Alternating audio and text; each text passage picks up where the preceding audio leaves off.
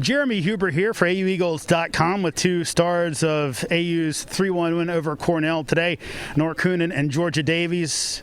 Noor, we'll start with you. You hadn't scored a goal in 4 games, and we know around here that seems like a monumental drought, but you had been contributing assists and all. But how good did it feel to break out a bit today and do it against a really good team in Cornell? It feels so good to get a goal again, but then again, goals are goals that we score as a team. So as much as I would love to be the one on the stat sheet, I also love to be the assist. And if I'm not even on there, even better, which means that we're just playing so well together. I think today our corners worked out really well. We spent so much time practicing these, and when it works out, it feels even better. George, I want to hop over to you. This one over here and 2 others, that senior group, all in the box today at one point. A lot of key players. What are you thinking back there, kind of the leader of the D group, when you're thinking, hey, how are we getting through this next 4 minutes or so?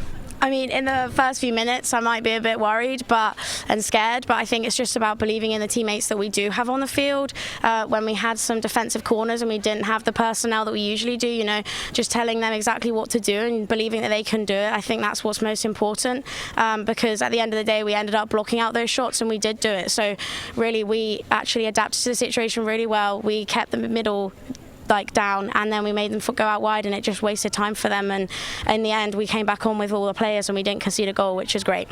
Georgia, and I thought you played phenomenally today. Coach Jennings said you really cut down a lot of their passing lanes, a lot of those play over here, the air ball. I'm an old American football player. That's as good as a safety I've seen, where you came over, made that play, knocked it down, and kept it going back the other way. How did you feel about your performance today? Well, I have to give it to the coaches. We did a lot of training, especially with the drag flicks from their flicker.